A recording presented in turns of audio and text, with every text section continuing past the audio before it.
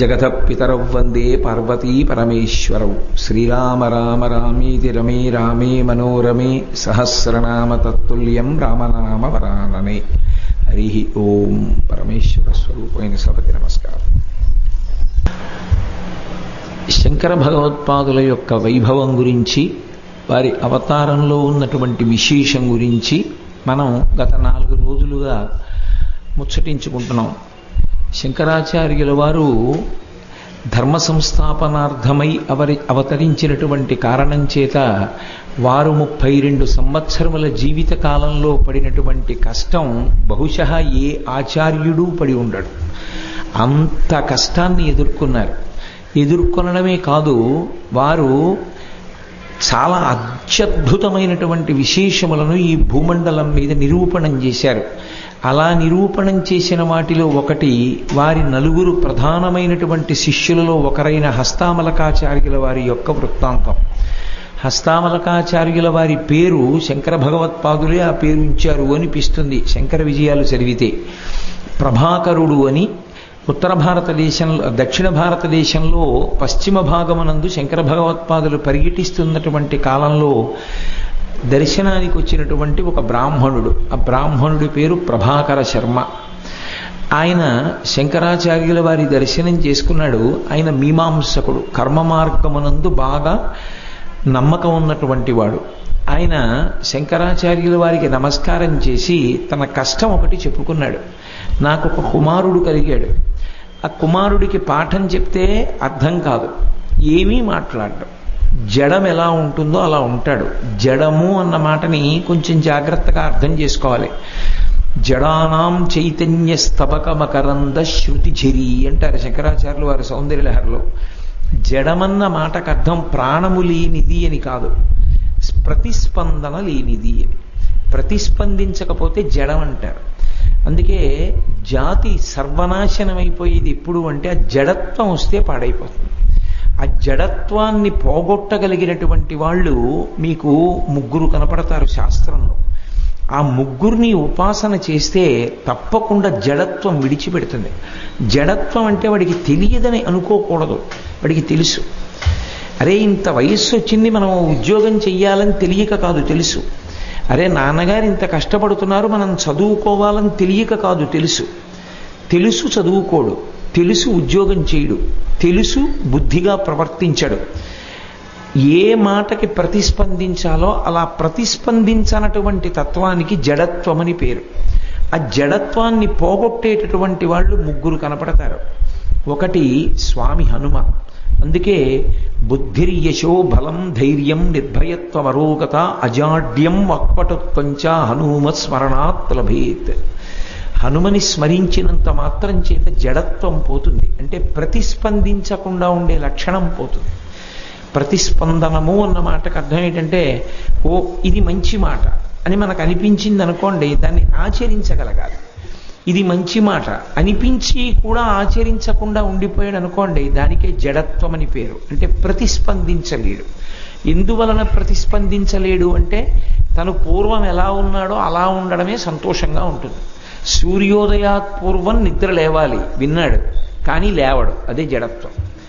ఒకసారి విన్న తరువాత ఎవరు పాటిస్తాడో వాడికి జడత్వం విడిచిపెట్టింది అని గుర్తు. అలా జడత్వం ఎవరిని విడిచిపెడుతూ ఉంటుందో వాళ్ళు ఉత్తములు. వాళ్ళు తొందరగా భగవంతుణ్ణి చేరుకుంటారు. ఆ జడత్వం లోపల ఉండిపోయినంత కాలం ఎన్ని విననివ్వండి, ఎన్ని చదవనివ్వండి, వాళ్ళల్లో మార్పు రాదు. వాళ్ళు ప్రతిస్పందించరు. ఈ ప్రతిస్పందించకుండా ఉండే గుణాన్ని పోగొట్టగలిగినటువంటి వారు 3 ఉన్నారు. ఒకరు స్వామి హనుమ, 2 పరదేవత అయినటువంటి అమ్మవారు కామాక్షి పరదేవత, 3వ వారు శంకర భగవత్పాదులు. శంకర భగవత్పాదులు గురుస్వరూపంగా ఈ దేశానికి చేసినటువంటి మహోపకారం ఏమిటంటే, వారు చేసినటువంటి అనుగ్రహ భాషణాలు, వారు చేసినటువంటి వాంగ్మయం, ఆ స్తోత్రములను చదివితే జడత్వం విడిచిపెడుతుంది, ఉత్సాహం పొంగుకొస్తుంది. కాబట్టి ఆ ప్రభాకర శర్మ తన కుమారుణ్ణి తీసుకొచ్చి పరిచయం చేస్తూ, వీడు జడుడు, ప్రతిస్పందించాడు. నేను వేదం చెప్తాను, వినడా, వింటాడు, కానీ ఏమర్థమైందో తెలియదు, మళ్ళీ చెప్పరా, చెప్పడం. సంధ్యావందనం చేయరా, చేయడు. అన్నం తినరా తినడు, పిల్లలతో ఆడుకోరా ఆడుకోడు, అలా ఉంటాడు. నాకు ఎన్నో మాటలు కొట్టాలనిపించింది, కానీ నేను కొట్టలేదు. ఎందుకో కొట్టబుద్ధి వీలేదు వాడిని. వాడు ఎప్పుడూ ఏదో ఆలోచన చేస్తూ తనలో తాను రమిస్తూ ఆనందిస్తూ ఉంటాడు. ఇది కొంచెం ఆశ్చర్యకరమైనటువంటి లక్షణం.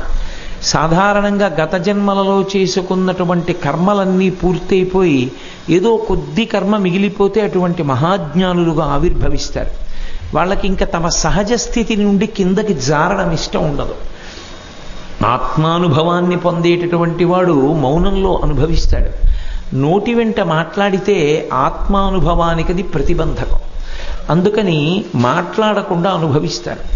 శంకరాచార్యుల వారి దగ్గరికి తీసుకొచ్చి చూపించాడు, వీడు జడుడు ఇలా ఉంటున్నాడని.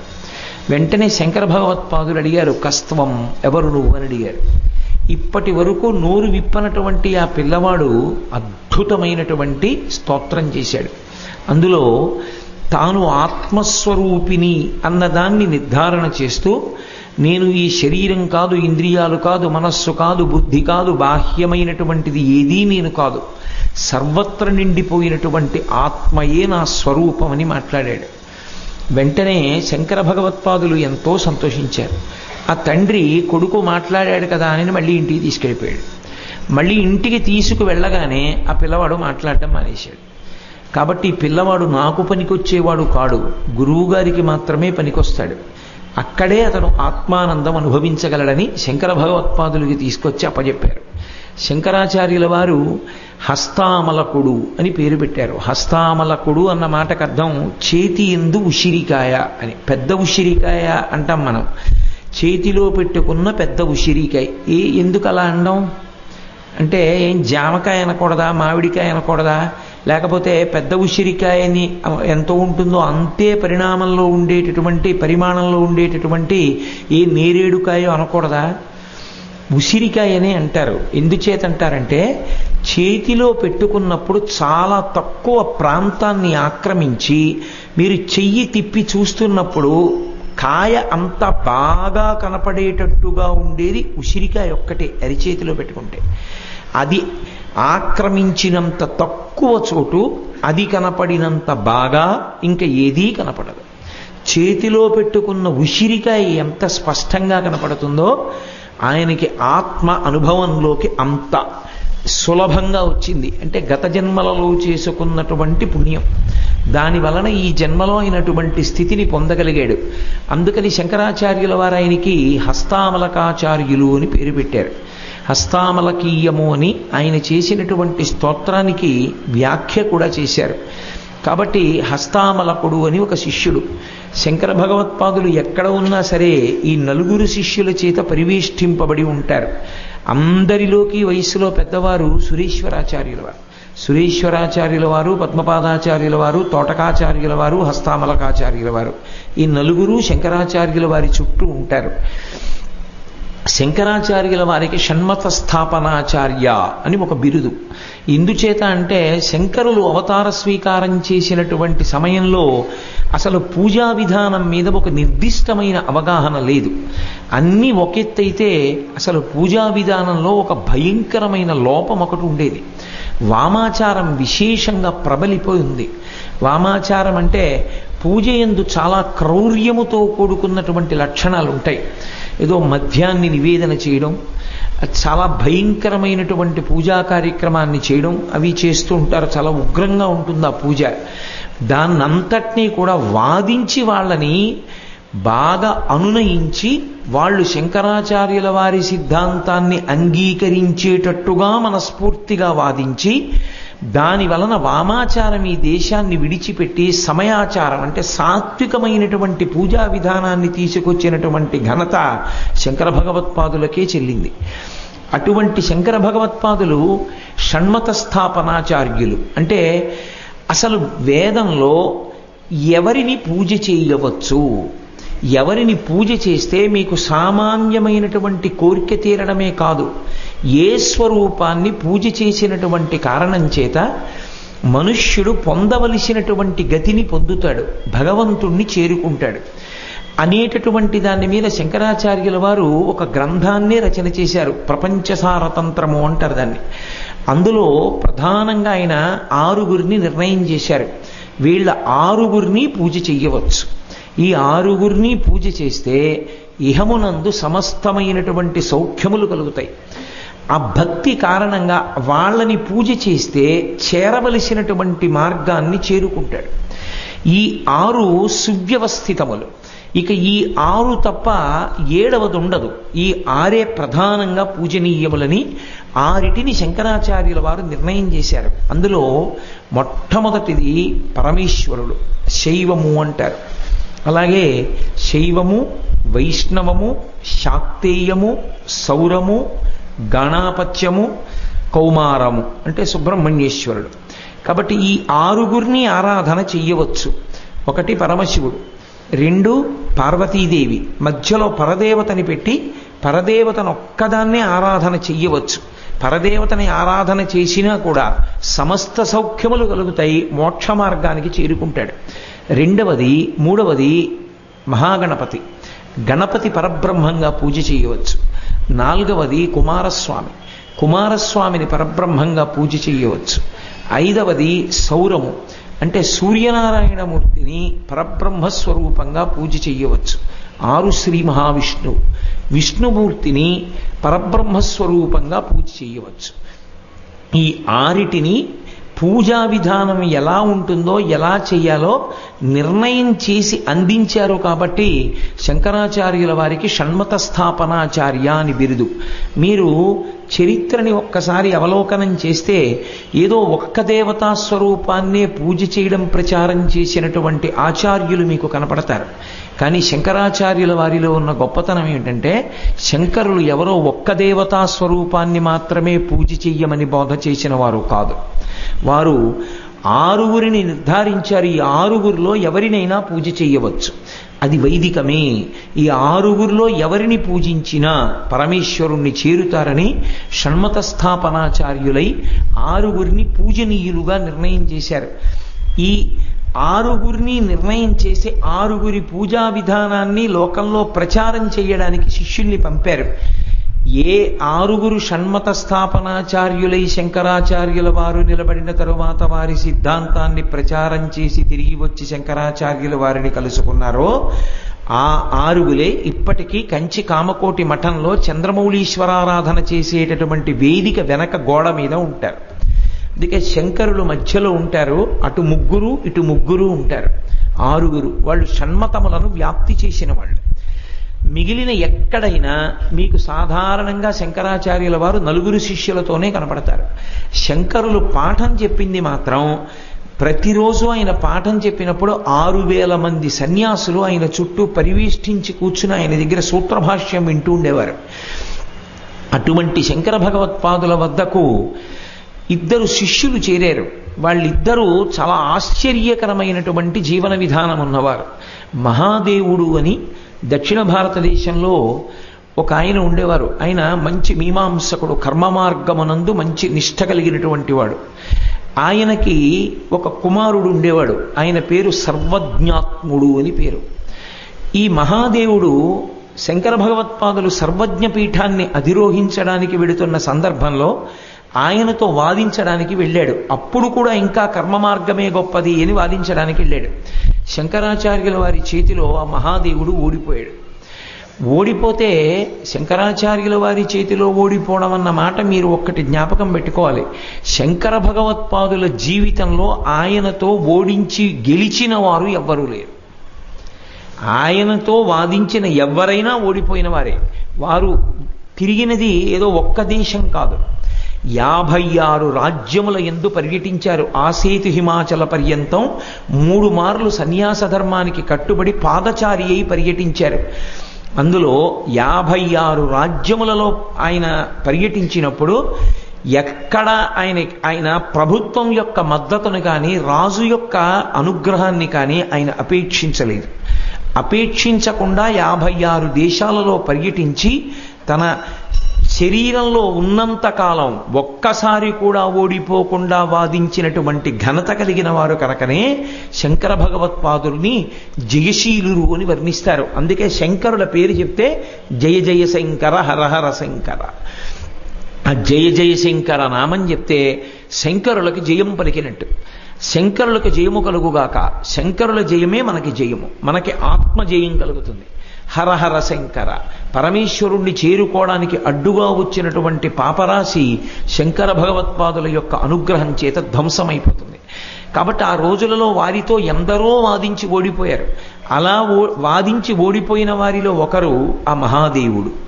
ఆ మహాదేవుని యొక్క కుమారుడు ఈ సర్వజ్ఞాత్ముడు అనబడేటటువంటి పిల్లవాడు. అతనికి 7 సంవత్సరముల వయస్సు. అతనన్నాడు, మా నాన్నగారు ఓడిపోయారని నేను కూడా ఓడిపోయాను అనుకుంటున్నారేమో, మా నాన్నగారిని ఓడించడం కాదు, నన్ను ఓడించండి అన్నాడు. తెల్లబోయారు శంకరాచార్యుల వారు. 7 సంవత్సరముల పిల్లవాడు ఆసేతు హిమాచల పర్యంతం పర్యటించి మహామహులైనటువంటి మండన మిశ్రాదులను ఓడించినటువంటి శంకర భగవత్పాదులతో వాదనకి దిగాడు. చిత్రం ఏమిటంటే 7 సంవత్సరముల పిల్లవాడు 4 రోజుల పాటు ఎడతెగకుండా వాదించాడు శంకరాచార్యుల వారితో. అంతటి మహామేధావి. 4 రోజుల తరువాత ఓడిపోయాడు. ఓడిపోయినా వయస్సు చిన్నదైనా అతను హఠం చేయలేదు. శంకర భగవత్పాదులు నిర్దేశించినటువంటి జ్ఞాన మార్గము ఎంత గొప్పదో, అద్వైత సిద్ధాంతము ఎంత ప్రామాణికమో అతను తెలుసుకున్నాడు. శంకరాచార్యుల వారు చెప్పినటువంటి అద్వైత సిద్ధాంతం సత్యమా అసత్యమా అన్న దాని మీద మనం చర్చించవలసిన అవసరం లేదు. శంకర భగవత్పాదుల అద్వైత సిద్ధాంతము ఎంత పరమ సత్యమో పరమేశ్వరుడు వ్యాసాచార్యులే నిర్ణయం చేశారు. ఇప్పటికీ కంచి వరదరాజస్వామి దేవాలయానికి వెడితే తాయార్ సన్నిధానంలో ఒక స్తంభం ఉంటుంది. ఆ స్తంభంలో పైన వ్యాసాచార్యుల వారు ఉంటారు, కింద శంకరాచార్యుల వారు ఉంటారు. వ్యాసుడు గురు పరంపరలో పైవారు కనుక వ్యాసుడు పైన ఉంటారు, శంకరులు కింద ఉంటారు. ఎక్కడా లేని రీతిలో వ్యాసాచార్యుల వారు ఒక్క వేలు చూపిస్తూ ఉంటారు. అద్వైతం సత్యం, అద్వైతం సత్యం. శంకర భగవత్పాదులు శరీరంలో ఉన్న కాలంలో చాలామంది అనుకుంటారు ఆయన విభూతి పెట్టుకున్నారు కాబట్టి శైవులు ఆయన ఆదరించారనుకుంటారు. మీరు శంకర విజయాలు పరిశీలిస్తే కొన్ని ఆశ్చర్యకరమైన విషయాలు కనపడతాయి. ఆయన మధ్యార్జునం వెళ్ళారు. మధ్యార్జునం అంటే ద్రవిడ దేశంలో చాలా విశేషమైనటువంటి క్షేత్రం. ఒక శివాలయంలో ఆగమం ప్రకారంగా ఎటువైపుకి ఏ దేవాలయం ఉండాలో అలా దేవాలయాలన్నీ కూడా తమంత తాముగా అన్ని వేపులా అమరినటువంటి దేవాలయం మధ్యార్జునం. మధ్యార్జునంలో మనం ఎటువైపు నుంచి లోపలికి వెళ్ళామో ఆ ద్వారంలోంచి బయటికి రారు. ఎందుకు రారు అంటే ఒక్కటే కారణం, మధ్యార్జున క్షేత్రంలోకి వెడుతున్నాను అని రాజద్వారం దగ్గరికి వెళ్ళగానే పాపాలన్నీ శరీరాన్ని విడిచిపెట్టి చెట్లెక్కి కూర్చుంటాయి, మళ్ళీ బయటికి వచ్చినప్పుడు పట్టుకుందామని. అందుకే మధ్యార్జునంలోకి వెళ్ళి దర్శనం చేసుకుని వేరు ద్వారంలో బయటికి వెళ్ళిపోతారు, ఇంకా పాపానికి దొరకకూడదు అని. మనకి శ్రీశైలంలో తెల్లమద్ది చెట్టు ఎలా స్థల వృక్షమో అలా మధ్యార్జునంలో కూడా అర్జున వృక్షమే స్థల వృక్షము. దాన్ని ఎంతో జాగ్రత్తగా రక్షిస్తూ ఉంటారు. నేను మధ్యార్జునం దర్శనం కోసం వెళ్ళినటువంటి సమయంలో అది తాళం వేసేసి దేవాలయం కట్టేసే సమయం ఆసన్నం అయిపోయింది. అప్పుడు వాళ్ళది ప్రత్యేకంగా ప్రార్థన చేస్తే తలుపు తీస్తే వెళ్ళి చూస్తే పరమశివుడు ఎంత తెల్లగా ఉంటాడో అలాగే ఉంటుంది. మనకి శ్రీశైలంలో కనపడుతుంది, మళ్ళీ మధ్యార్జునంలో కనపడుతుంది స్థలవృక్షంగా అర్జున వృక్షం. అటువంటి అర్జున వృక్షం ఉన్నటువంటి ఆ మధ్యార్జున క్షేత్రంలో ఉన్న శివలింగం అత్యద్భుతంగా ఉంటుంది, అంత పెద్ద శివలింగం. శంకరాచార్యుల వారు ఆ మధ్యార్జున క్షేత్రంలోకి ప్రవేశిస్తుంటే శైవులే ఆయన అడ్డు పెట్టారు. నువ్వు వెళ్ళడానికి వీల్లేదు, మీమాంసని ఖండించావు, నువ్వు జ్ఞాన మార్గాన్ని ప్రచారం చేశారు కాబట్టి మిమ్మల్ని దేవాలయంలోకి వెళ్ళనివ్వనని. శంకరాచార్యుల వారు ప్రార్థన చేశారు పరమేశ్వరుణ్ణి, శంకర మీరు చెప్పండి, నేను ప్రచారం చేసిన అద్వైత సిద్ధాంతము దోషభూయిష్టమా అని అడిగారు. శివలింగంలోంచి చెయ్యి పైకొచ్చింది. ఒకానొకప్పుడు దాన్ని ఒక టీవీ ఛానల్ ఒక రాత్రి కార్యక్రమంలో ప్రసారం చేస్తుండగా నేను ఎందుకో పడుకోబోతూ పెట్టి చూసి చాలా సంతోషపడ్డాను కూడా ఆ రోజున. ఆ శివలింగంలోంచి చెయ్యి పైకొచ్చి 3 మాటలు ఊగింది ఆ చెయ్యి. అద్వైతం సత్యం, అద్వైతం సత్యం, అద్వైతం సత్యం అని పరమశివుడు పలికాడు.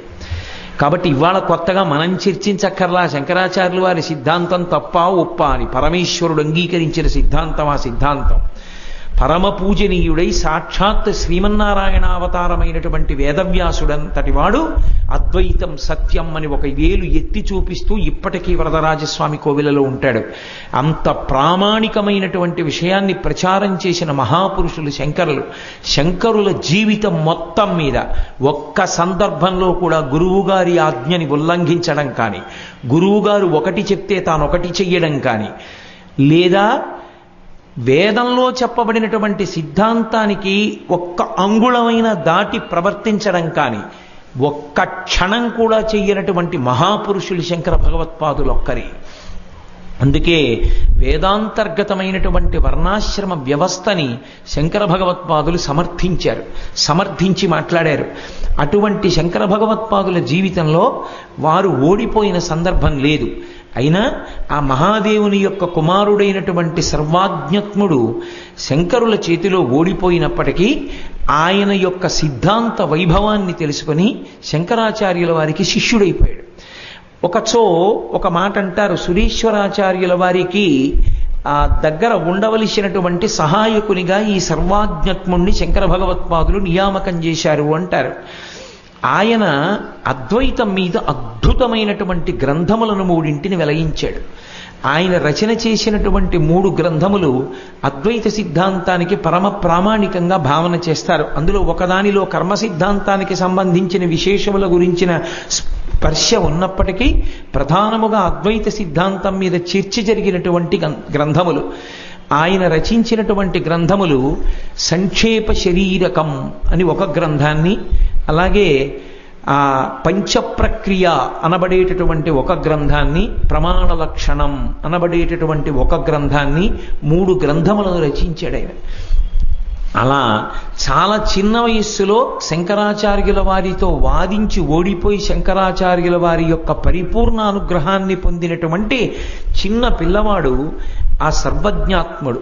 శంకర భగవత్పాదులు చాలా చిన్న వయస్సులో గోవింద భగవత్పాదాచార్యుల వారి యొక్క అనుగ్రహాన్ని ఎలా పొందారో అలా శంకరాచార్యుల వారి అనుగ్రహాన్ని పొందినటువంటి పిల్లవాడు ఆ సర్వజ్ఞాత్ముడు. అలాగే 2వ శిష్యుడు ఒక ఆయన ఉంటారు, ఆయన పేరు పృథివీతరుడు అంటారు. శంకరాచార్యుల వారికి ముందే చాలామంది బ్రహ్మసూత్రానికి భాష్యం చేశారు.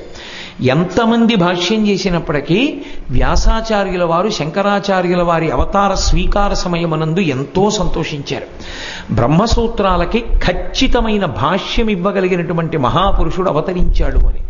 అందుకే వ్యాసుడంతటి వాడు మీరు వ్రాసినటువంటి భాష్యమే సప్రమాణికము, ఈ భాష్యాన్ని ప్రచారం చెయ్యడానికే ఇంకొక 16 సంవత్సరములు శరీరంలో ఉండవలసింది అని వ్యాసుడు కోరుకుంటే శంకరాచార్యుల వారు ఇంకొక 16 సంవత్సరములు శరీరంలో ఉన్నారు. లేకపోతే ఆయన 8కి శరీరం విడిచిపెట్టాలని ఒకసారి, 16కి విడిచిపెట్టాలని ఒకసారి అనుకుని 32 సంవత్సరముల వరకు శరీరంలో ఉన్నటువంటి మహితాత్ములు శంకరులు.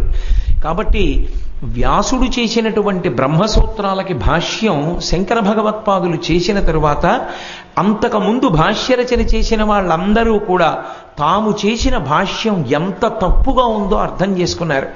అలా తప్పుగా భాష్యరచన చేశానని అర్థం చేసుకుని శంకరాచార్యుల వారి దగ్గరికి వచ్చి తన గ్రంథాన్ని విడిచిపెట్టేసిన వారిలో ఒకడు పృథివీతరుడు. ఆయన సర్వజ్ఞాత్ముడిలా చిన్నపిల్లవాడు కాదు, వయస్సులో పెద్దవాడు. ఆ పృథివీతరుడు శంకర భగవత్పాదులు జీవితంలో పెట్టుకున్నటువంటి లక్ష్యాలలో ఒక లక్ష్యాన్ని సాధించడంలో అనితర సాధ్యమైనటువంటి మహోపకారాన్ని చేశాడు. శంకరుల పట్ల అంత కృతజ్ఞతాభావంతో ప్రవర్తించాడు. శంకరాచార్యుల వారు అవతార స్వీకారం చేసే సమయానికి సన్యాసుల్ని ఎవరు ఎలా ఏ కోవకి చెందిన సన్యాసులు అన్నది నిర్ణయం చేయడానికి ఆధారం లేదు. ఆధారం లేక వాళ్ళని వ్యవస్థీకృతం చేయగలిగినటువంటి విధానం లేక, విభాగం చేసే విధానం లేక అంతా కూడా సంక్షుభితమై ఉన్నది వాతావరణం. అటువంటి సమయంలో శంకరాచార్యుల వారు సన్యాస వ్యవస్థనంతటినీ కూడా 10గా విడగొట్టారు. 10 రకాలుగా ఆయన విడదీశారు సన్యాసులందరినీ. ఎందుకంటే సన్యాసి దండం పట్టుకోవడం దగ్గర నుంచి దండానికి కట్టేటటువంటి గుడ్డని కట్టే విధానం వరకు మార్పు ఉంటుంది. ఎక్కడ ఏ మార్పు ఉందో ఆ మార్పుని బట్టి శంకర భగవత్పాదులు సన్యాసుల్ని 10 రకాలుగా విడదీశారు. అప్పటి నుంచి ఇప్పటి వరకు అదే ప్రమాణం. దశనామి సన్యాసి వ్యవస్థ అంటారు. 10 పేర్లతో పిలిచారు శంకరాచార్యుల వారు ఆ ఆచారాన్ని ఆధారంగా చేసుకొని. అవే మొట్టమొదట సాగర, అరణ్య, వన, గిరి, పర్వత, ఆశ్రమ, తీర్థ, సరస్వతి, భారతి, పూరి 10 దశనామి వ్యవస్థ అంటారు. అందుకే ఇప్పటికీ మీరు చూస్తే కొందరు సన్యాసుల పేరు చివర ఈ పేర్లు కలిసి ఉంటాయి. శృంగేరి సంప్రదాయం మీరు చూస్తే శృంగేరి పీఠాధిపతులందరికీ కూడా చివర భారతీ నామం ఉంటుంది. చాలా చోట్ల సరస్వతి నామం కలుస్తుంది. కామకోటి పీఠాధిపతులకి సంబంధించినంత వరకు కేవలము సరస్వతీ నామం ఉండదు, ఇంద్ర సరస్వతి కలుస్తుంది. అందుకే చంద్రశేఖరేంద్ర సరస్వతి, జయేంద్ర సరస్వతి, శంకర విజయేంద్ర సరస్వతి, మహాదేవేంద్ర సరస్వతి, ఆ ఇంద్ర సరస్వతి అని కలుస్తుంది. కాబట్టి శంకరులు దశనామి వ్యవస్థగా సన్యాసులందరినీ కూడా వర్గీకరించినటువంటి ఘనత శంకరులది. శంకరులను దాటడం ఎవరికి సాధ్యం కాదు. భూమి కన్నా కిందకెళ్ళిపోయారు, ఆకాశం కన్నా పైకి ఎదిగిపోయారు. ఇక ఎవరు తర్వాత వచ్చినా ముందొచ్చినా ఈ మధ్యలో ఉండాలి తప్ప శంకరాచార్యుల వారి కన్నా కిందకెళ్ళలేరు, శంకరాచార్యుల వారి కన్నా పైకెళ్ళలేరు. అంతటి మహాపురుషులు శంకరులంటే. వారు స్పృశించినటువంటి కోణం లేదు, వారు చెయ్యనటువంటి ఉపకారం లేదు. అటువంటి శంకరాచార్యుల వారు ఈ జాతికి చేసినటువంటి మహోపకారాల్లో ఒకటి సన్యాసులందరినీ వర్గీకరించడం. శంకరాచార్యుల వారు సన్యాసుల్ని వర్గీకరిస్తే ఈ పృథివీతరుడు అన్న శిష్యుడు బయలుదేరి దాన్ని ప్రచారం చేసి సన్యాసులందరూ దాన్ని పాటించేటట్టుగా చేశాడు. దాని వలన శంకర భగవత్పాదుల యొక్క ఆశయం దేశంలో నెరవేరింది. ఇప్పటికీ అదే సిద్ధాంతం ఆదరణ పొంది అదే విధానం కొనసాగుతోంది అంటే శంకర భగవత్పాదులు ఎంతటి దార్శనికులో, ఎంత గొప్పగా వ్యవస్థని చక్కబరిచిన వారో చూడండి. ఇందులో కేవలము సన్యాసులకే కాదు, ఒక గృహస్థాశ్రమంలో ఉండేటటువంటి వ్యక్తికి పూజ అన్నది అత్యంత ప్రధానమైనటువంటి విషయం. పూజ లేని ఇల్లు ఉండకూడదు. ఎందుచేట అంటే భగవంతుని యొక్క అనుగ్రహాన్ని పొందడానికి సాధనమేది అంటే పూజ ఒక్కటే. ఆ పూజ చేసేటప్పుడు పూజ అవైదికమైన పూజ చెయ్యకూడదు. ఏదో పూజ చేశామంటే కుదరదు. పూజ చెయ్యడాన్ని శంకరాచార్యుల వారు అద్భుతమైన రీతిలో సంస్కరించారు. వారు పంచాయతన విధానాన్ని ప్రవేశపెట్టి ప్రచారం చేసినటువంటి ఘనత శంకర భగవత్పాదులకే దక్కుతుంది. అందుకే శంకరుల యొక్క పూజా విధానాన్ని అనుసరించే వాళ్ళందరూ స్మార్తులు. అంటే స్మృతి ప్రమాణాన్ని, శృతి ప్రమాణాన్ని అనుసరించే వాళ్ళందరూ శంకరులు చెప్పిన పూజా విధానాన్ని అనుసరిస్తారు. అదే సప్రామాణికం కూడా. అలాగే చెయ్యాలి పూజ ఎప్పుడు. ఆ పూజ చేసేటప్పుడు పంచాయతనము అన్నదానికి అర్థం ఏమిటంటే పరమశివుడు, పార్వతీదేవి, అంబిక అంటారు.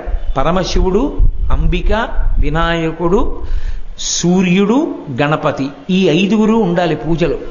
ఈ 5గురు లేకుండా ఉండకూడదు. చాలా మంది పూజా మందిరాలు మీరు చూడండి కలగాపలగం అయిపోయి ఉంటుంది. ఆ పూజా మందిరంలో లేని మూర్తి ఉండదు. అన్నీ తీసుకొచ్చి పెట్టేస్తారు.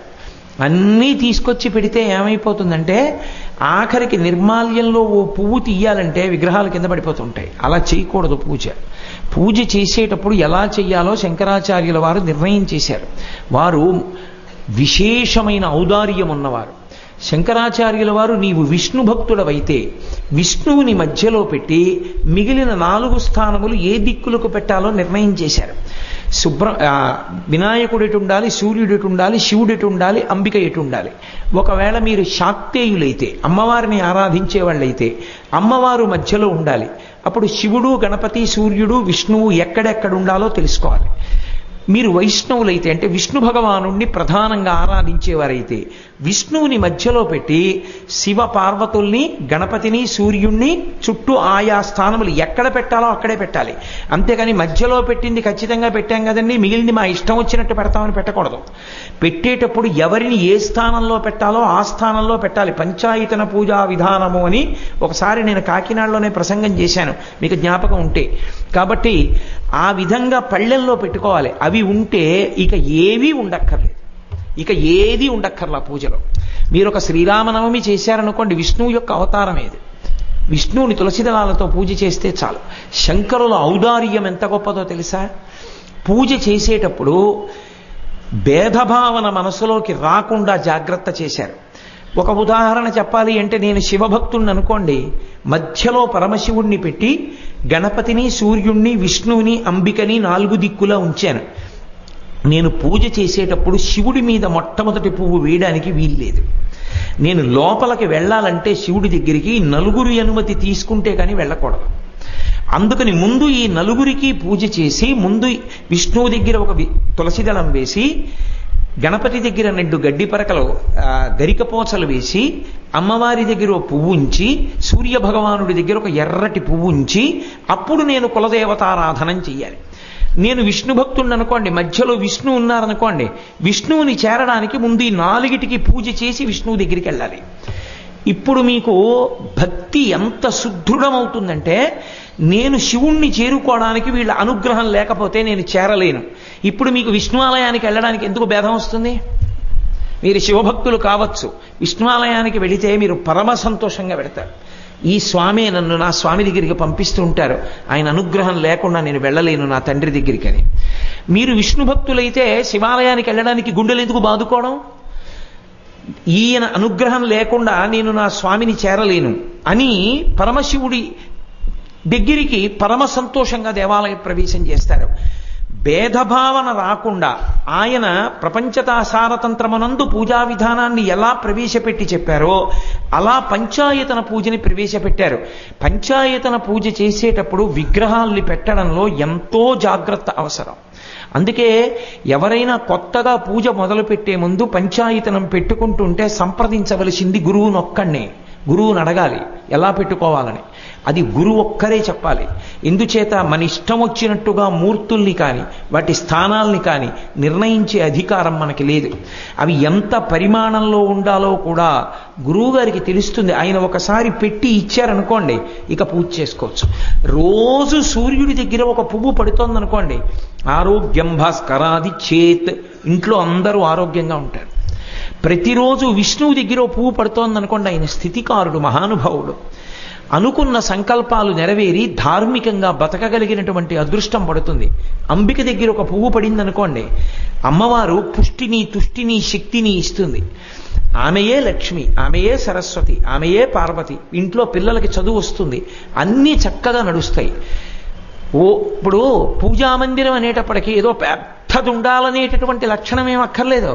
ఒక్క పళ్ళెం పెట్టుకుని పళ్ళెంలో 5 విగ్రహాలు కూడా పెట్టమని శంకరాచార్యులు వారు చెప్పాలి. అసలు మీకు ఒక పెద్ద రహస్యం చెప్తున్నాను. భారతదేశమే పూజామందిరం. నేను యథార్థం చెప్తాను. శంకరాచార్యుల వారి దృష్టికోణంలో మీరు చూస్తే ఈ భారతదేశం ఒక పంచాయతన పూజామందిరము. అందుకే మిగిలిన దేశాలన్నీ కూడా సౌఖ్యంగా దేనివల్ల ఉంటాయంటే ఇక్కడ ఉన్నటువంటి స్థితి వల్లే. ఇది పూజామందిరం కాబట్టి ఇక్కడ మడిబట్ట కట్టుకోవాలి. ఇక్కడ పూజ చేస్తున్నాం కాబట్టి ఇక్కడ సత్వగుణంతో ఉండాలి. పూజామందిరంలో పూజ చెయ్యాలి కానీ మరుగుదొడ్లోకి వెళ్ళి భక్తుడు అని పూజ చెయ్యవుగా. అందుకే పూజ చెయ్యడానికి, గాయత్రి చేయడానికి, యజ్ఞం చేయడానికి, యాగం చేయడానికి ఈ దేశం ఒక్కటే యోగ్యం. మిగిలినవి ఆ యోగ్యతని పొందినవి కావు. ఇల్లంతా నాదైనా నా ఇల్లు కదా అని బెడ్రూమ్లో కూర్చుని పూజ చేయనుగా, నా ఇల్లు కదా అని మరుగుదొడ్లో కూర్చుని పూజ చేయనుగా. అది ఎంత చిన్న గది అవనివ్వండి, నేను కూర్చునే ప్రదేశం ఎంత తక్కువ అవనివ్వండి, అక్కడే పూజ చేస్తాను. ఈశాన్య దిక్కు పూజకి ప్రసిద్ధి, అక్కడే పూజ చేస్తాను. భారతదేశానికంతటికీ పూజామందిరం, ప్రపంచానికంతటికీ పూజామందిరం భారతదేశం. మీరు పూజామందిరంలోకి వెళ్ళి చేసినటువంటి నమస్కారము వలన కలిగినటువంటి భగవంతుని యొక్క కారుణ్యము మీ ఇంటినంతటినీ రక్షించినట్లే భారతదేశంలో జరుగుతున్నటువంటి యజ్ఞయాగాది క్రతువుల వలన ప్రపంచం అంతా నిలబడింది తప్ప ఎక్కడో ఎవడో చేస్తే నిలబడింది కాదు, మన వలన నిలబడింది ప్రపంచం. అది ఈ దేశం యొక్క గొప్పతనం, అది ఈ దేశం యొక్క ధర్మం యొక్క గొప్పతనం. అటువంటి దేశంలో ఈ దేశమే అసలు పంచాయతన పూజా పళ్ళెంగా ఎలా ఉందో శంకరాచార్యులు వారు చెప్పారు. విగ్రహం జోలికి కూడా వెళ్ళక్కర్లేదు. అందుకే ఎంత తేలిక పూజా విధానం ఇచ్చారో శంకరాచార్యులు వారు. మొట్టమొదట మధ్యలో అంటే సహజంగా ఉన్న అమరికను అనుసరించి నేను చెప్తున్నాను. పరమ పూజనీయుడు పరమేశ్వరుడు. అందుకే 12 జ్యోతిర్లింగములుగా ఉంటుంది ఈ దేశం అంతటా కూడా. 12 జ్యోతిర్లింగముల దగ్గరికి వెళ్ళి ఒక్కొక్క శ్లోకం చెప్పి 12 జ్యోతిర్లింగ స్తోత్రం చేశారు శంకరాచార్యుల వారు. మధ్యలో నర్మదా నది ఉంటుంది. మీరు భారతదేశాన్ని పరిశీలనం చేస్తే మొత్తం భారతదేశానికి మధ్యలో నర్మదా నది. ఆ నర్మదా నదిలోనే శివలింగాలకు సంబంధించిన సాలగ్రామం దొరుకుతుంది. శివస్వరూపం బాణలింగం అంటారు, నల్లగా ఉంటుంది. ఒక్క నర్మదా నదిలో దొరికేటటువంటి బాణం శివస్వరూపం. అలాగే మనకి గూడూరు దగ్గర ఉన్నటువంటి ఆ ప్రత్యేకమైనటువంటి సువర్ణముఖై నదిలో దొరికేటటువంటి బంగారు తీగ లోపల ఉందా అన్నట్టుగా కనపడుతుంటుంది. ఆ సాలగ్రామం అమ్మవారికి సంబంధించినటువంటి సాలగ్రామం. అలాగే నేపాల్లో గండకీ నదిలో దొరుకుతుంది. ఆ సాలగ్రామం విష్ణు సాలగ్రామం. అలాగే తంజావూరు దగ్గర ఉన్నటువంటి వల్లం అనేటటువంటి ప్రదేశంలో తనంత తాను ఎవరు ప్రత్యేకంగా తవ్వకుండా ఏర్పడింది ఒక చెరువు. ఆ చెరువులో నీరు ఇంకదు. ఆ చెరువులో ఏర్పడతాయి తెల్లటి సాలగ్రామాలు. అవన్నీ కూడా సూర్య సంబంధమైనటువంటి సాలగ్రామాలు. అలాగే శోణభద్రా నది, అది 30 కిలోమీటర్లు ప్రవహిస్తే గంగా నదిలో కలుస్తుంది. ఆ శోణభద్రా నదిలో గణపతికి సంబంధించిన సాలగ్రామాలు విరివిగా దొరుకుతాయి. ఒకప్పుడు కంచికామకోటి పీఠాధిపత్యం వహించినటువంటి చంద్రశేఖరేంద్ర సరస్వతి మహాస్వామి అందులో స్నానం చేస్తూ బుట్టల బుట్టల సాలగ్రామాలు తీశారు, గణపతి సాలగ్రామాలు. అందులో గణపతి సాలగ్రామం దొరుకుతుంది.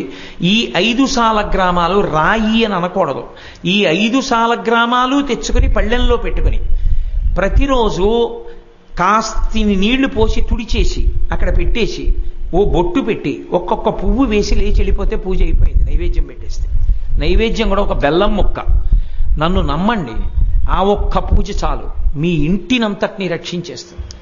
ఆ 5 సాలగ్రామాలు దొరికితే చాలు. ఒకవేళ 5 సాలగ్రామాలు దొరకకపోతే అప్పుడు 5టికి ప్రత్యామ్నాయంగా విగ్రహాలు పెడతారు. శంకరాచార్యుల వారు మధ్యలో పరమశివుడు ఉంటాడు అని చెప్పడానికి కారణం ఏమిటంటే ఈ దేశంలోనే సహజంగా మధ్యలో నర్మదా నది ఉండడం కారణం. మహానుభావుడైనటువంటి శంకరాచార్యుల వారు సన్యాసుల్ని దశనామి వ్యవస్థతో సంస్కరించారు. అలాగే గృహస్థులందరికీ కూడా పూజా విధానం ఎలా ఉండాలి అన్న దాని మీద పంచాయతన పూజా విధానాన్ని నిర్ణయం చేసి ఇచ్చినటువంటి మహాపురుషులు శంకర భగవత్పాదులే. కాబట్టి గృహస్థులందరినీ తరింపజేసిన వాళ్ళు శంకరాచార్యుల వారు.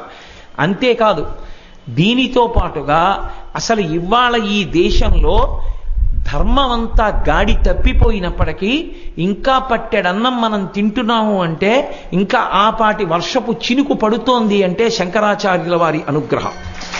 ఈ దేశంలో అన్నం లేకుండా ఎవడూ చనిపోకూడదని యోగ మార్గంలో శంకరాచార్యుల వారు కైలాసానికి వెళ్ళారు. వెళ్ళి పార్వతీ పరమేశ్వరుడు ఇద్దరి దర్శనం చేసి స్తోత్రం చేశారు. పరమేశ్వరుడు సంతోషించి 5 శివలింగాల్ని బహూకరించాడు. 5 స్ఫటికలింగాలు, 5 లింగాల్ని బహూకరించాడు. ఆ 5 లింగాల్ని తీసుకొచ్చి శంకరాచార్యుల వారు 5 ప్రదేశాలలో ఉంచారు. అందులో ఒక శివలింగం కంచి కామకోటి పీఠాధిపతుల చేత ఆరాధింపబడుతుంది. అన్నిటికీ చంద్రమౌళీశ్వరలింగాలనే పేరు. కానీ చంద్రమౌళి అంటే పైన చంద్రబింబం ఉండి దాని వలన వచ్చినటువంటి అమృతం చేత తడిసి చల్లబడి లోకాన్ని చల్లపరుస్తుంది కాబట్టి ఆపాతాళ నభస్థలంత భవన బ్రహ్మాండమా విస్ఫుర జ్యోతిస్ఫాటిక లింగమౌళి విలసత్పూర్ణేందువాంతామృతై అస్తోకప్లుతమేకమీశమనిశం రుద్రానువాకాంజపం ధ్యాయే దీప్సిత సిద్ధయే ధ్రువపదం విప్రోభిషించేచ్చివం బ్రహ్మాండ వ్యాప్తదేహా భసిత హిమరుచాభా సమానా భుజంగై కంఠే కాళాః కపర్దాః కలిత శశికళశ్చండ కోదండహస్తాః త్రక్షా రుద్రాక్షమాలా సులలిత వపుష శాంభవా మూర్తిభేదాః రుద్రాశ్రీ రుద్రసూక్త ప్రకటిత విభవాన ప్రయచ్చస్తు సౌఖ్యం అని కదా యజుర్వేదం. కాబట్టి ఆ శివలింగంగా ఈ బ్రహ్మాండం అంతా ఎలా ఉంటుందని యజుర్వేదంలో చెప్పారో అలా చంద్రవంకతో ఉన్న శివుడి మీద చంద్రుడి నుంచి పడినటువంటి అమృతధారలతో తడుస్తూ ఉంటాడు. కాబట్టి తెచ్చిన 5 శివలింగాలకి చంద్రమౌళీశ్వరుడనే పేరు ఉన్నప్పటికీ కంచిలో కామకోటిలో పూజింపబడేటటువంటి శివలింగం యోగలింగం. 2వ లింగాన్ని శృంగేరిలో ఉంచారు. శృంగేరి మఠంలో ఉంది. శృంగేరి పీఠాధిపతులు ప్రతిరోజు సాయంకాలం అర్చన చేస్తారు.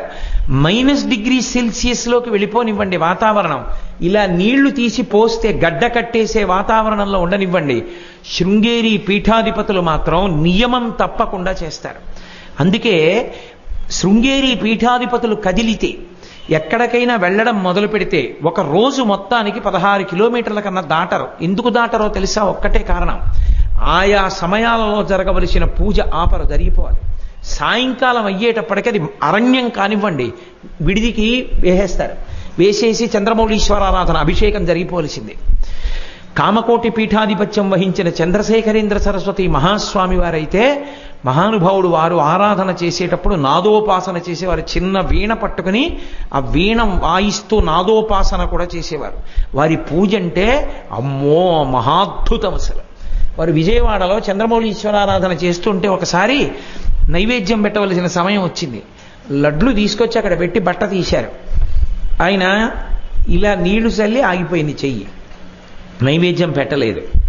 ఆపేసి తీసేయమన్నారు, పక్కకి పెట్టేశారు లడ్లు.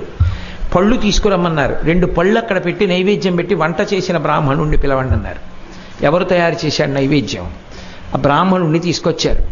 గడగడ గడగడ వణికిపోయాడు పరమాచార్య స్వామిని చూడగానే. అయ్యా బుద్ధి గడ్డి తింది, జింహకి లొంగిపోయాను, మీరు కనిపెడతారనుకోలేదన్నారు. జరిగింది ఏంటంటే లడ్లన్నీ తయారు చేసి అమ్మవారికి నైవేద్యానికి పంపుతూ ఎంత బాగున్నాయో లడ్లని ఒక లడ్డు తీసి ముక్క నోట్లో వేసుకున్నాడు. ఉచ్ఛిష్టం కదా ఎంగిలి. ఆయన ఇలా నీళ్లు చల్లగానే ఆయనకి తెలిసిపోయింది, ఒకడు తినగా మిగిలినవి ఎంగిలి, ఈశ్వరుడికి నైవేద్యం చేయనని పక్కన పెట్టించారు. చిత్రం ఏమిటో తెలుసా? అందరూ ఆ వంటవాణ్ణి హింసించబోయారు. పరమాచార్య స్వామి అన్నారు, ఇతనికి 20 రోజుల పాటు లడ్లు తినడానికి, ఇంట్లో అందరూ సంతోషంగా ఉండడానికి కావలసిన సంబారాలు ఇచ్చి పంపించండి.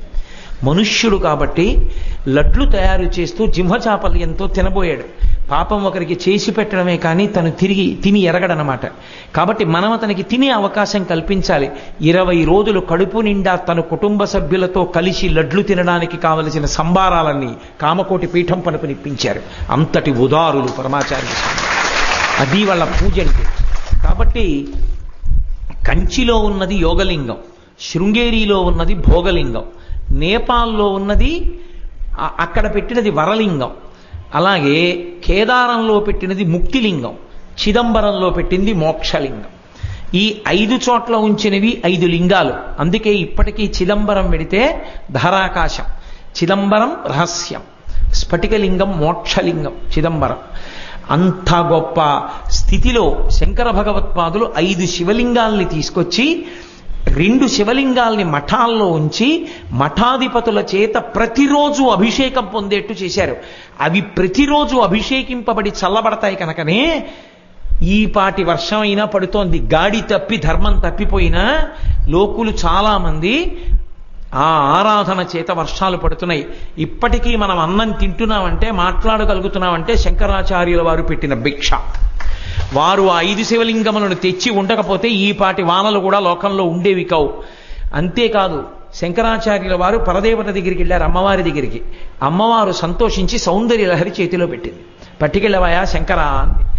అది 100 శ్లోకములు తాళపత్ర గ్రంథాన్ని పట్టుకుని శంకరాచార్యుల వారు కైలాసం నుంచి భూమండలానికి వస్తున్నారు. నందీశ్వరుడు చూశాడు. ఇన్నాళ్లు సౌందర్య లహరి ఒక్క కైలాసంలోనే ఉండేది. ఇప్పుడు భూమి మీదకి వెళ్ళిపోతే కైలాసం గౌరవం తగ్గుతుంది. భూమి మీద కూడా సౌందర్య లహరి ఉందని, కాబట్టి ఇది దక్కడానికి వీల్లేదని 2 కొమ్ములతో పరిగెత్తుకొచ్చి శంకరాచార్యుల వారి చేతిలో ఉన్న పుస్తకంలోని తాళపత్ర గ్రంథాల్లో కొన్ని తాళపత్రాలు లాగేశాడు. మిగిలినవి శంకరుల చేతిలో ఉండిపోయాయి. 59 శ్లోకాలు ఉన్న తాళపత్రాలు వెళ్ళిపోయాయి, 41 ఉండిపోయాయి. శంకరుడు కించిత్ బాధపడ్డారు. అమ్మ ఇచ్చిన దాంట్లో కొంత భాగం పోయింది. నేను మీకు సౌందర్యలహరి చెప్పినప్పుడు దాని నేపథ్యం అంతా వివరంగా చెప్పాను. ఇవాళంతా వివరంగా చెప్పడం కుదరదు. కానీ అప్పుడు అశరీరవాణిగా అమ్మవారు పలికింది, శంకరా, నందీశ్వరుడి చేత ఎందుకు తీయించేశానో తెలుసా? నువ్వు అపరశంకరుడివి, నువ్వు ఈ సౌందర్యలహరి శ్లోకాలు పూర్తి చెయ్యండి. వెంటనే శంకరాచార్యుల వారు ఆ నందీశ్వరుడు తీసేసుకున్న 59 శ్లోకాలు తాను పూరించేశారు. పూరించి మొత్తం 100 శ్లోకాలని తీసుకుని భూమండలానికి తీసుకొచ్చారు. ఆ సౌందర్య లహరి అంత గొప్పది.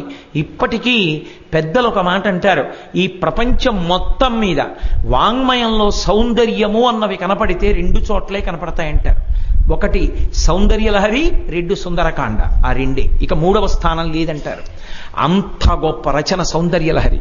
అటువంటి 100 శ్లోకాలు తెచ్చి మనకి ఇచ్చినటువంటి మహాపురుషులు శంకర భగవత్పాదులే. శంకరాచార్యుల వారు పర్యటించినటువంటి ప్రదేశం లేదు. వారు శ్రీరంగం వెళ్ళారు. శ్రీరంగంలో ఇది భూలోక వైకుంఠమని జనాకర్షణ యంత్రం వేశారు.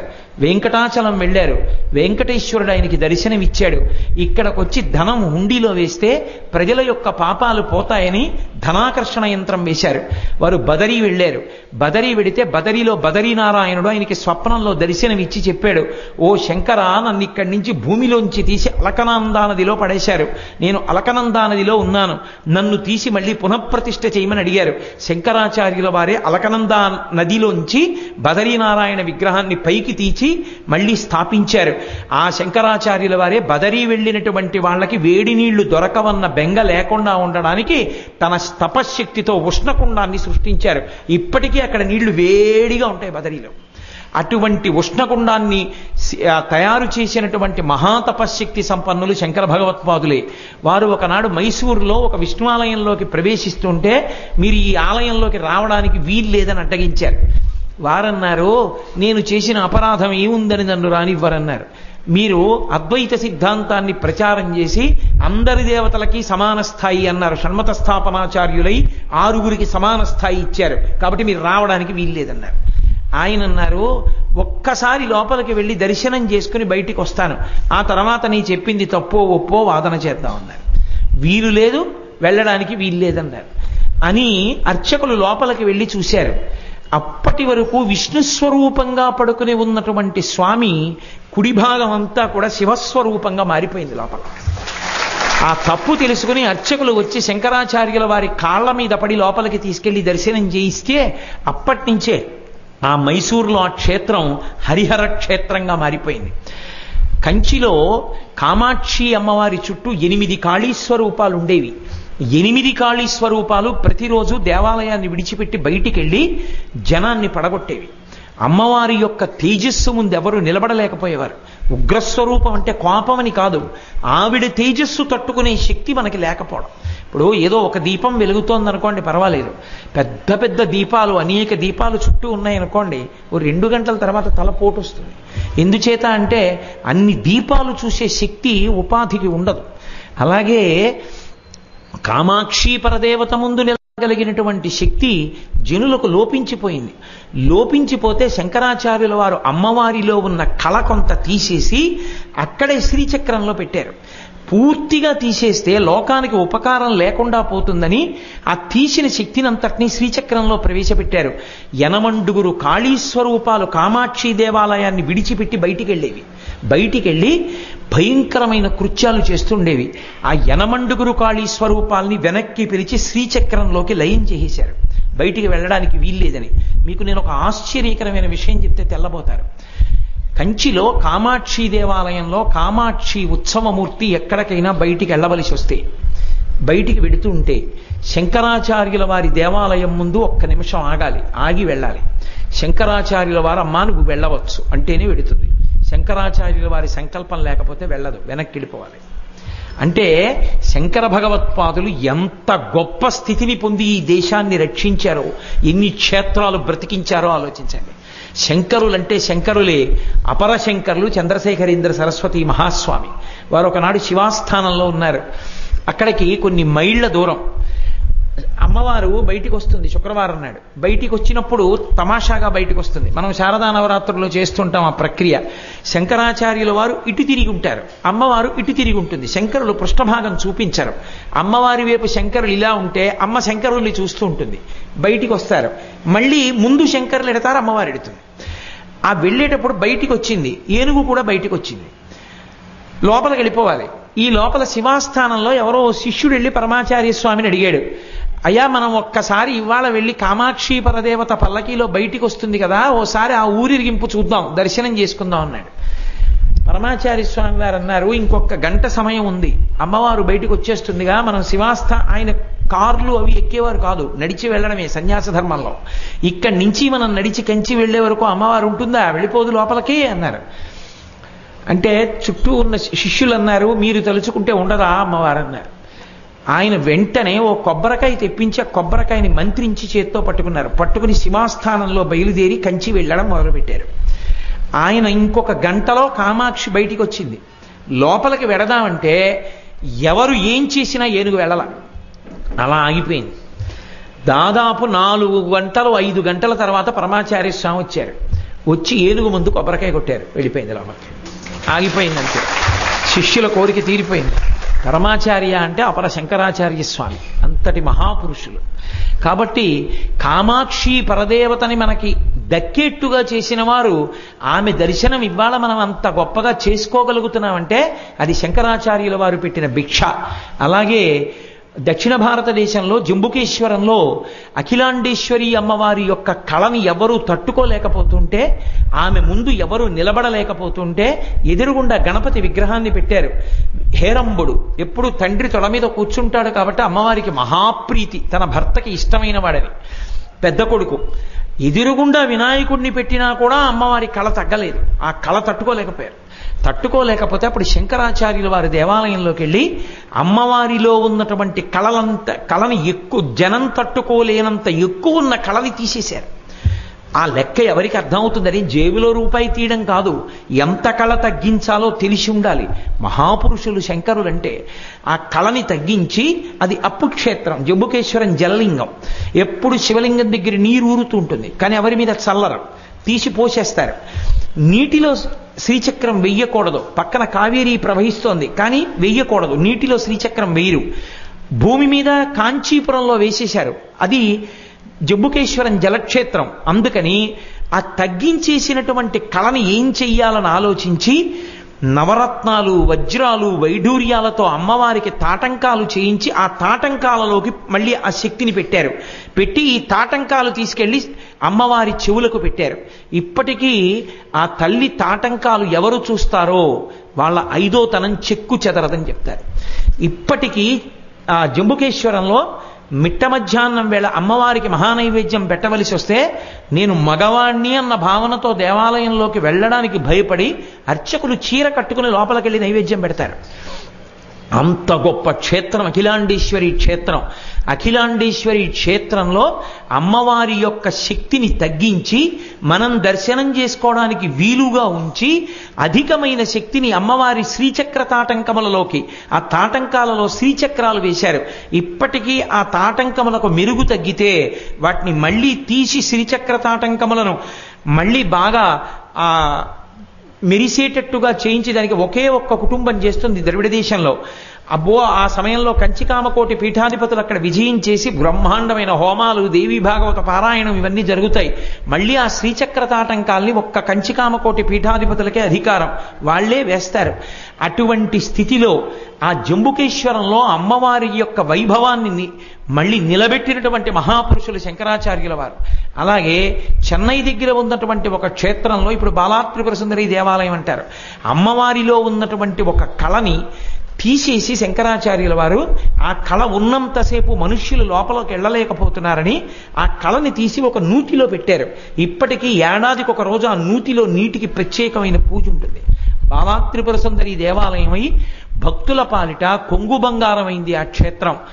ఎన్ని చోట్లకి వెళ్ళారో, ఎన్ని దేవాలయాలకి శ్రీచక్రాలు వేశారో, ఎన్ని దేవాలయాలకి కుంభాభిషేకాలు చేశారో, ఎన్ని దేవాలయాలు పునఃప్రతిష్ఠ చేశారో, ఎంతమంది దేవతల మీద స్తోత్రం చేశారో. దేవతల మీద కాదండి, మధుర వెళ్ళారు, మీనాక్షి పరదేవత మీద చేశారు. కంచి వెళ్ళారు, కామాక్షి పరదేవత మీద చేశారు. కాశీ వెళ్ళారు, విశ్వనాథాష్టకం. అమ్మ దగ్గరికి వెళ్ళారు, అన్నపూర్ణాష్టకం. గంగ దగ్గరికి వెళ్ళారు, గంగాష్టకం. నర్మద దగ్గరికి వెళ్ళారు, నర్మదాష్టకం. ఆఖరికి ఆయన ఎక్కడికి వెళ్ళనివ్వండి ఒక అద్భుతమైనటువంటి స్తోత్రాన్ని ఇస్తుండేవాడు. ఇవాళ శంకర భగవత్పాదులు చేసినటువంటి స్తోత్రాలే ఎక్కడికి వెళ్ళినా మనం చేసుకోవడానికి మార్గాలై నిలబడ్డాయి. వారు గంగానదిలో మణికర్ణిక ఘాట్ మీద ప్రత్యేకంగా ఒక అష్టకం చేశారు, మణికర్ణికాష్టకము అంటాం. అలాగే గురువు గారి మీద ఒక గొప్ప అష్టకం చేశారు, గురువష్టకం అంటారు. శంకరుల గురుభక్తి అనన్య సామాన్యం. అసలు ఇంతటి మహాత్ముడయ్యుండి కూడా తన గురువు గారి పేరు చెప్తే చాలు నేల మీద పడిపోతారంతే శంకరుడు. గోవిందం పరమానందం ప్రణతోస్మి అంటారు ఆ గోవింద భగవత్పాదులు వారి గురువులు. ఆయన పేరు చెప్తే నేల మీద పడిపోయి నమస్కారం చేస్తారు. అంతటి గొప్ప గురుభక్తి కలిగినటువంటి వారు శంకరాచార్యుల వారు. శంకరాచార్యుల వారి వలన ఈ దేశంలో గొప్ప జాతీయ సమైక్యత ఏర్పడింది. ఇవాళ ఏ రాష్ట్రానికి ఆ రాష్ట్రం భాష పేరు మీద, నదుల పేరు మీద, భౌగోళికమైనటువంటి భూభాగం గురించి ఉన్మత్తతతో ప్రవర్తిస్తూ జాతీయ సమైక్యత అంటున్నారు. కానీ శంకరాచార్యుల వారు తీసుకొచ్చినటువంటి జాతీయ సమైక్యత యథార్థంగా ఆలోచిస్తే అది నిజమైన జాతీయ సమైక్యత. ఆయన తీసుకొచ్చింది సమైక్యత. ఎందుకో తెలుసా? 2 కారణముల చేత అందరినీ సంఘటితం చేశారు శంకరాచార్యుల వారు. అందరిలో ఉన్నది పరమేశ్వరుడే కాబట్టి ఎవరిని చూసినా పరమేశ్వరుడే. 32 సంవత్సరాల పూర్వం భారతదేశం ఒకలా ఉండేది శంకరాచార్యుల వారు రాకముందు. శంకరాచార్యుల వారి అవతార పరిసమాప్తి తర్వాత భారతదేశం ఒకలా ఉంది వేదం ప్రమాణంగా. అంతగా జనులందరినీ కలిపారు. మనందరం పరమేశ్వరుని యొక్క బిడ్డలం. నిన్ననే మీతో మనవి చేశా, మాతాచ పార్వతీదేవి పితాదేవో మహేశ్వర బాంధవా శివభక్తాశ్చ స్వదేశో భువనత్రయం. నా తల్లి పార్వతీదేవి, నా తండ్రి శంకరుడు, మే అందరం కూడా బంధువులం. ఈ 3 లోకాలలో ఉన్న వాళ్ళం ఒక్కటే కుటుంబమని ఎలుగెత్తి చాటి దేశంలో ఉన్న అందరినీ కూడా ఒకటిగా నిలబెట్టి జాతీయ సమైక్యతని తీసుకొచ్చినటువంటి మహాపురుషులు శంకర భగవత్పాదులు. నంబూద్రి బ్రాహ్మణులు అత్యంత గొప్పగా శాస్త్రానికి కట్టుబడతారు కనుక ఎక్కడెక్కడ దేవాలయాల వైభవం నిలబడాలో అక్కడక్కడికి తీసుకెళ్లి నంబూద్రి బ్రాహ్మణుల్ని నియామకం చేసినటువంటి ఘనత శంకర భగవత్పాదులు. వారు చెయ్యనటువంటి విశేషం లేదు. జనులలో ఒక గొప్ప భావ ప్రచోదనాన్ని కల్పించారు. ఎమోషనల్ అప్సర్జెంట్ ఉంటారే ఇంగ్లీష్లో, అలా అందరిలో ఒక గొప్ప భావ విశేషం. ఎంత గొప్పగా భావ విశేషం కలిగింది అంటే అందరూ పరమేశ్వరుడు యందు పరమభక్తి తత్పరులయ్యారు. ఒక్కొక్క క్షేత్రంలో ఆయన చేసినటువంటి శ్లోకాలు, ఆయన చెప్పినటువంటి విశేషాలు పరమాద్భుతాలు. నిజంగా 32 ఏళ్ల వయస్సులో 8 ఏళ్లు బ్రహ్మచర్యానికి పోతే 24 సంవత్సరాల వయస్సులో దేవాలయాలకి కుంభాభిషేకాలు చేశారు, శ్రీచక్రాలు వేశారు, వాదనలు చేశారు, 72 అవైదికమైన వాదనలను ఖండించారు, బ్రహ్మసూత్రాలకి భాష్యం ఇచ్చారు, భగవద్గీతకి భాష్యం ఇచ్చారు, ఉపనిషత్తులకి భాష్యం ఇచ్చారు.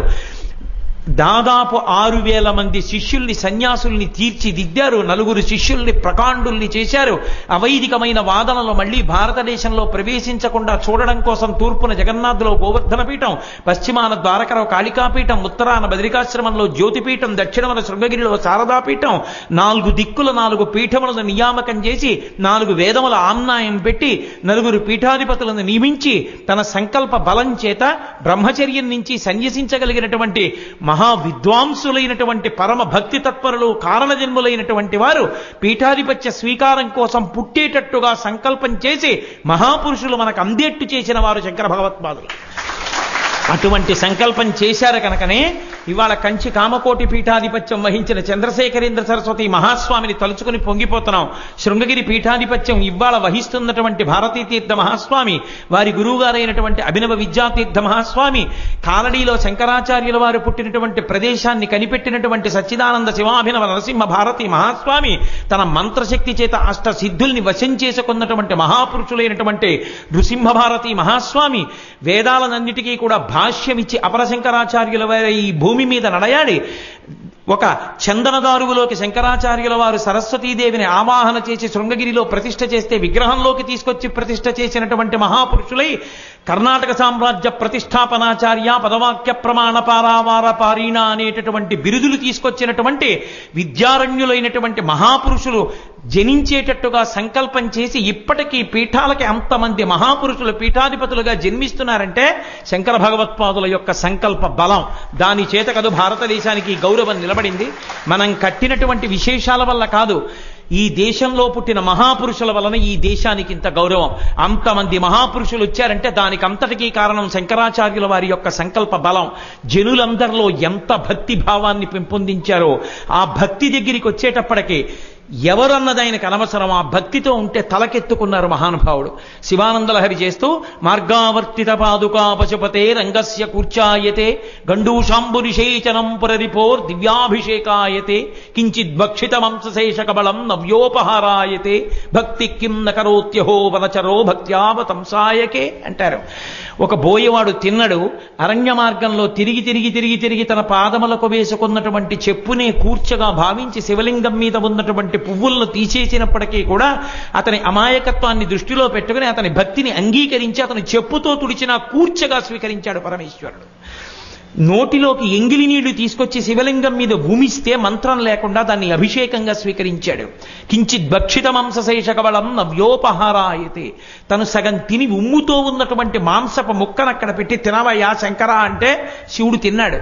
కాబట్టి భక్తి కిన్న కరోత్యహో వనచరో భక్త్యావతంసాయకే. భక్తి ఎంత గొప్పదరా, భక్తి ఉన్నవాడు గొప్పవాడు అంటూ ఆ భక్తి లేని జన్మ ఎందుకు బూడిద, మనిషి అయితే ఎవరికి కావాలి? ఆ భక్తి గొప్పదని నరత్వం దేవత్వం నగవన మృగత్వం మశకతా పశుత్వం కీటత్వం భవతు విహగత్వాది జననం సనాత్తత్పాదాబ్జ స్మరణ పరమానందలహరి విహారాసక్తం చేద్రు దయమిహ కింతేన వపుష.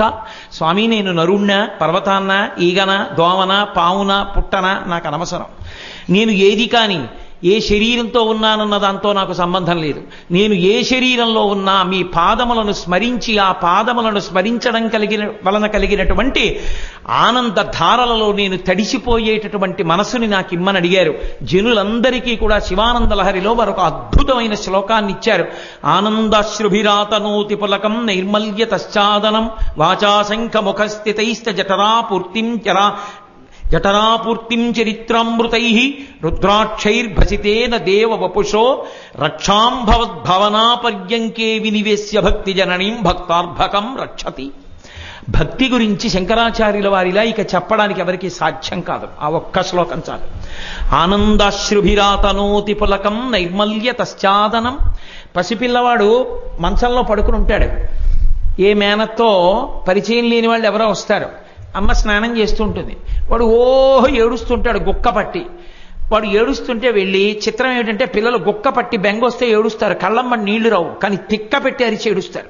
ఏడుస్తుంటే వెళ్ళి ఒరే ఒరే ఒరే ఒరే ఉండరా ఉండరా ఉండరా ఉండరా నా పిల్లాన్ని ఎత్తుకుని ఓహో ఆడిస్తోంది. వాడు ఇంకా తిక్క పెట్టేస్తున్నాడు. ఎందుకనంటే వాడికి అలవాటు లేదు ఆ మనిషి. అమ్మ వాడికి అలవాటు. వాడికి అలవాటు లేని వాళ్ళు ఎత్తుకుంటే వాడు అమ్మ కోసం ఏడుస్తాడు. అమ్మ కోసం ఏడుస్తున్నాడు. అమ్మ గబగబా వచ్చి ఏ నానా అంత గొక్క పట్టి ఏడుస్తున్నావు అని ఇలా ఎత్తుకుందంతే. ఆనందాశ్రుభిరాతనోతి పులకం. ఎక్కడ పట్టారో శంకర భగవత్పాదులు. అప్పుడు కళ్ళమ్మ నీళ్ళు వస్తాయిట వాడికి. ఏడుపు ఆగిపోయి అంటప్పుడు అని కళ్ళమ్మ నీళ్ళు వస్తాయి. ఎందుకు వస్తాయంటే అమ్మయ్యా నన్ను మా అమ్మ ఎత్తేసుకుంది, ఇప్పుడు నేను ఇంకా భద్రమైన స్థానంలో ఉన్నానని ఆనందపు ధార పడుతుంది ఇలా పిల్లవాడి కంటి వెంట. భక్తి అన్న అమ్మ ఒడిలో కూర్చున్న పిల్లవాట అలా ఆనంద ధార కారుస్తూ ఉంటాడు. ఆనందాశ్రుభిరాతనోతి పులకం. అమ్మ ఎత్తుకోగానే పిల్లవాడికి ఒళ్ళు పులకరించిపోతుంది. ఎంత సంతోషపడిపోతాడో. ఆ భక్తితో ఉన్నవాడు ఒళ్ళు పులకరించిపోతూ ఉంటాడు ఎప్పుడు భగవంతుణ్ణి తలుచుకొని. అతనోతి పులకం నైర్మల్యతశ్చాదనం. అమ్మ పిల్లవాడిని భుజం మీద పడేసుకుని వాడు అంత గుక్క పట్టి ఏడ్చాడు కదూ, కాసిన పండు నీళ్ళో కాసిన మంచి నీళ్ళో పటికి బెల్లం నీళ్ళో కాసిన పాలో ఇస్తుంది. ఇచ్చి నాన్న బజ్జో జో జో జో జో జో జో నేను ఇక్కడే ఉన్నాను రా అంటుంది. అనేటప్పటికీ అప్పటిదాకా ఏడుచున్నాడేమో అంటూ వాడు మెల్లిగా నిద్రైపోతాడు. అలిసిపోయి ఏడుపు కలిసిపోతాడు వాడు. నిద్రపోతే అమ్మ తీసుకెళ్లి వాడిని మంచం మీద పడుకోబెట్టి ఓ ముద్దు పెట్టుకుని నాన్న ఎంత ఏడిచావురా అని వాడి మీద పల్సటి బట్ట ఒకటి కప్పుతుంది, ఈగలు దోమలు వాలకుండా. అలా భక్తి అన్న తల్లి ఒళ్ళో ఉన్న పిల్లవాడికిట నిర్మలంగా ఉండగలిగినటువంటి మనసన్న బట్ట కప్పుతుందిట భక్తి అన్న తల్లి. నైర్మల్యతశ్చాదనం వాచాశంఖముఖైస్థితైశ్చ జఠరాపూర్తిం చరిత్రామృతై. అమ్మ పిల్లవాడు ఏడిస్తే ఎక్కడి నుంచో ఏదో పట్టుకొచ్చి పెట్టదు, అది అమ్మ గొప్ప. వాడు ఏడిస్తే బాధతో ఈవిడ స్తన్యంలో పాలు ఊరిపోతాయి. వెంటనే గబగబా వాడికి స్తన్యం ఇస్తుంది. వాడు ఆ పాలు తాగేసి పడుకుంటాడు. అలా భక్తి అన్న తల్లిట ఎప్పుడు నోట్లో అమ్మ స్తన్యంతో ఇస్తే శంఖము అనేటటువంటి దానితో, ఏ శంఖం? వాక్కు అన్న శంఖంతో భగవత్ కథని ఇస్తూ వాడు పరమ సంతోషంగా పడుకునేటట్టు చేస్తుందిట. వాచాశంఖముఖస్థితైశ్చ జఠరాపూర్తిం చరిత్రామృతై రుద్రాక్షైర్భసితేన దేవ వపుషో రక్షాం. అమ్మ ఇంటికి ఎవరైనా ఓ 15 మంది వచ్చి ఏరి పిల్లాడు ఏరి పిల్లాడు అని చూసి వెళ్ళారనుకోండి, ఆ పిల్లాడు రాత్రి ఏడిచాడు అనుకోండి, వాడికి ఏం అవ్వలేదు, ఉత్తినే ఏడిచాడు. కానీ శంక అమ్మ లాంటిది ఎక్కడ ఉంటుందండి ప్రపంచంలో? ఇవాళ చాలా మంది వచ్చేసారు, బోల్డ్ మంది చూసేశారు, పిల్లాడు ఏడుస్తున్నాడు అని గబగబా 2 మిరపకాయలో 3 కందిబద్దలో ఏవో తీసుకొచ్చి దిష్టి తీసేస్తుంది. ఎందుకైనా మంచిది రోజు ఎక్కడ తీస్తానో ఏమో, నేను పడుకుండిపోతానేమో, రాత్రి తీసే లోపల దృష్టి ఎక్కువై ఒళ్ళు వేడికిపోతుందేమో అని బెంగెట్టుకుని వాడి మొలతాడికి ఓ చిన్న పూసో మెళ్ళో ఓ రుద్రాక్షో కడుతుంది. ఎవ్వరికీ కనపడకుండా బొటనవేలు మించి రక్ష పెట్టి ఓ విభూతి పెడుతుంది ఆ పిల్లాన్ని రక్షించాలని. భక్తి అన్న తల్లిట బిడ్డన్ని రక్షించుకోవడానికి రుద్రాక్షలు మెళ్ళో వేసి విభూతి రేఖలు పెట్టుకు తిరిగేటట్టుగా చేస్తుంది. ఆ భక్తి అన్న తల్లి పెట్టిందిటవి. నేను రుద్రాక్షైర్భషితేన దేవ వపుషో రక్షాంభవద్భవనాపర్యంకే వినివేశ్య భక్తి జననీం. అమ్మ అనేటప్పటికీ అనుబంధం ఏమిటంటే ఉయ్యాల. పిల్లాడిని ఉయ్యాల్లో పడుకోబెట్టి అమ్మ ఊపుతూ ఏదో పాట పాడిందనుకోండి, అమ్మ చెప్తున్న కథతో అన్నం తినడం, అమ్మ పాడిన పాటతో ఉయ్యాల్లో నిద్రపోవడం, ఈ 2 మధురాతి మధురములు. మళ్ళీ అవి కావాలంటే ఇంకో జన్మెత్తాలంతే. అవి కోట్లు పోసినా వచ్చేవి కావు. అదొక గొప్ప అమృతత్వం. అది అమ్మున్నవాడికి అందే అదృష్టం అంతే. కాబట్టి అమ్మ ఊయలలో పడుకోబెట్టి పాట పాడుతూ ఊపితే ఎలా ఉంటుందో అలా భక్తుణ్ణిట భక్తి అన్న తల్లి ఎప్పుడు భగవంతుని గురించిన స్మరణలు అన్న ఊయలలో పెట్టి ఊపుతూ ఉంటుందిట. భవద్భావనాపర్యంకే వినివేశ్య భక్తి జననీం భక్తార్భకం రక్షతి. అర్భకుడైన భక్తుణ్ణి భక్తి అన్న తల్లి రక్షించుకుంటుంది అన్నారు శంకరాచార్యుల వారు. అయ్య బాబు, ఆయన మనసు మీద చేసిన శ్లోకాలు, ఆయన చేసినటువంటి భక్తికి సంబంధించిన శ్లోకాలు, ఆయన ప్రకరణ గ్రంథాలు, ఆయన వ్యాఖ్యానాలు, ఆయన స్తోత్రాలు, అసలు శంకర భగవత్పాదుల వంటి అవతారం లోకంలో ఎక్కడుంటుంది? నభూతో అని అనడం మంచిది కాదు. ఎందుచేత ఆ శంకరాచార్యుల వారే పరమాచార్య స్వామి, విద్యారణ్య స్వామి, చంద్రశేఖర భారతీ స్వామి, సచ్చిదానంద శివాభినవ నరసింహ భారతీ స్వామి, నృసింహ భారతీ స్వామి, ఇటువంటి మహాదేవేంద్ర సరస్వతి మహాస్వామి వారు, ఇటువంటి ఎందరో స్వాములుగా వచ్చారు. న భవిష్యతి అని అసలు అనకూడదు. శంకరాచార్యుల వారు మళ్ళీ అటువంటి మహాపురుషులుగా ఈ లోకంలో పుట్టాలని కోరుకోవాలి. అందుకే ఒక్క శంకరుల విషయంలో ఎప్పుడూ నభూతో న భవిష్యతి అన్న మాట వాడకూడదు. శంకరుల సంకల్పానికి అటువంటి వాళ్ళు వస్తున్నారు, ఇక ముందు కూడా అటువంటి వాళ్ళు రావాలి. వచ్చి ఈ దేశం పరమ భద్రంగా ధర్మ మార్గంలో ఇలాగే నిలబడాలి. సనాతన ధర్మం 10 కాలాలకి 3 పువ్వులు 6 కాయలుగా పరిఢవిల్లాలి. అంత గొప్పగా నిలబడడానికి శంకరాచార్యుల వారి సంకల్పమే మనకి శ్రీరామ రక్ష. ఆ శంకర భగవత్పాదులే మనకి గురువు, వారే మనని అనుగ్రహించగలిగినటువంటి దక్షులు. అటువంటి శంకర భగవత్పాదుల యొక్క జయంతి సందర్భంగా ఒక్క 5 రోజుల పాటు శృంగగిరి సంప్రదాయంలో నిర్వహిస్తూ విహంగ వీక్షణంగా శంకరాచార్యుల వారి జీవితం మీద ప్రసంగం చెయ్యాలి అని మొదలుపెట్టాను తప్ప మహాసముద్రాన్ని నేనేదో ఆచమనం చేస్తాను అని చెప్పి తెలియనివాడు, సముద్రాన్ని చూడనివాడు నేను ఆచమనం చేస్తానని వెళ్ళి సముద్రం దగ్గరికి వెళ్ళి నిలబడిన తర్వాత ఎలా అవాక్కైపోతాడో అలా శంకరాచార్యుల వారి జీవితం మీద 5 రోజులు విహంగ వీక్షణం చేస్తానని పెద్ద మనగాళ్ళ బయలుదేరి ఏ రోజుకు ఆ రోజు బెంగ పెట్టుకుని తల కొట్టుకునేవాడిని. ఏమి చెప్పగలను 2 గంటల్లో ఏమవుతుందని. అందుకే ఈ బెంగ తీరడానికి ఒక నిర్ణయం చేసుకున్నాను. వచ్చే సంవత్సరం చైత్రమాసంలో మొదలుపెట్టి వైశాఖ మాస శుక్లపక్ష పంచమి శంకర జయంతి వరకు 42 రోజుల పాటు శంకరాచార్యుల వారి యొక్క నామావళి మీదే ప్రసంగాలు చేస్తాను.